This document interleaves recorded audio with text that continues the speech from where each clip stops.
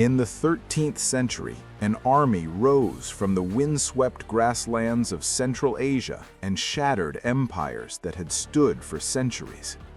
They did not build massive cities, and they did not rely on towering fortresses. Their greatest weapon was something far more powerful: technology refined for speed, coordination, and relentless warfare. The Mongols were not unstoppable because of sheer numbers. In fact, they were often outnumbered. What made them unstoppable was their mastery of mobility, communication, engineering, and psychological warfare, combined into a military system the medieval world had never seen before. The story begins on the vast Eurasian steppe, a landscape of open grasslands stretching from modern-day Mongolia to Eastern Europe. Life on the steppe demanded skill in riding, archery, and survival. From childhood, Mongol boys learned to ride horses almost as soon as they could walk. By adulthood, every warrior was a mounted archer capable of shooting with deadly accuracy while galloping at full speed. When Temujin, later known as Genghis Khan, unified the Mongol tribes in 1206, he inherited more than warriors. He inherited a culture built around mobility. But he transformed that culture into a disciplined, organized war machine. The foundation of Mongol military power was the horse. Each Mongol soldier typically traveled with 3 to 5 horses, rotating between them to prevent exhaustion. This allowed Mongol armies to move astonishing distances, often covering over 100 kilometers in a single day. In an era when most armies moved slowly on foot or relied on limited cavalry, this mobility was revolutionary.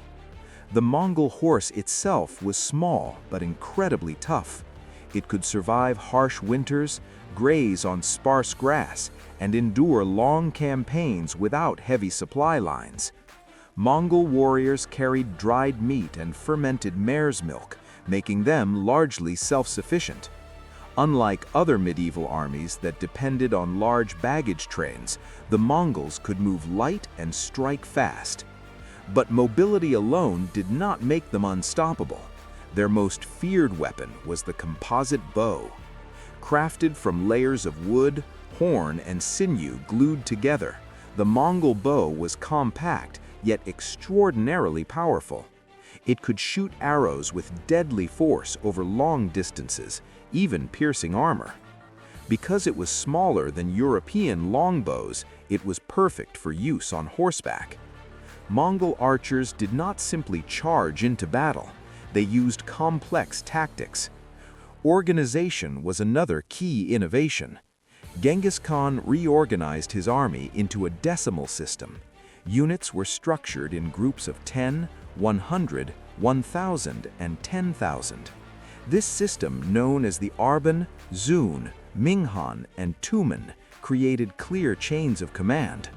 Officers were promoted based on merit, not noble birth, which strengthened loyalty and competence within the ranks. Communication across vast distances was handled by an advanced relay system called the yam. This was a network of relay stations spaced across the empire. Mounted messengers could ride from one station to the next, switching horses and carrying orders rapidly across thousands of kilometers. The yam allowed Mongol commanders to coordinate campaigns across multiple fronts with remarkable efficiency. As Mongol armies expanded beyond the steppe into China, Central Asia, and the Middle East, they encountered fortified cities. Initially, steppe nomads had little experience with siege warfare, but instead of being limited by this weakness, the Mongols adapted. They captured engineers from conquered regions, Chinese, Persian, and Arab specialists skilled in building siege machines.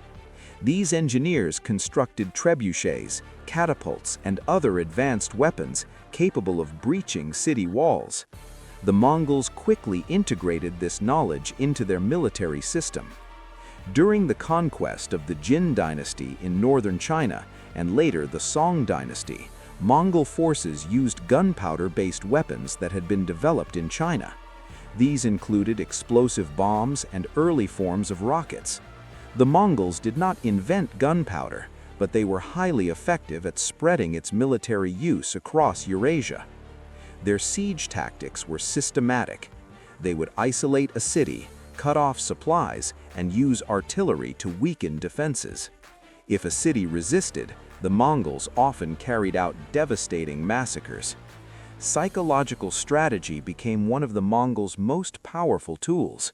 They deliberately exaggerated their numbers, lit multiple campfires at night to appear larger, and used rapid maneuvers to confuse enemies. Fear became a weapon. Many cities surrendered simply because they believed resistance was hopeless. The Mongols also practiced intelligence gathering. Before launching invasions, they sent merchants and envoys to collect information about trade routes, political divisions, and military strengths. This allowed them to exploit weaknesses within enemy states. Divided kingdoms were attacked piece by piece. Their campaigns did not stop there. Under Genghis Khan and his successors, Mongol armies pushed west into Eastern Europe. In 1241, they defeated Polish and Hungarian forces in separate battles, almost simultaneously.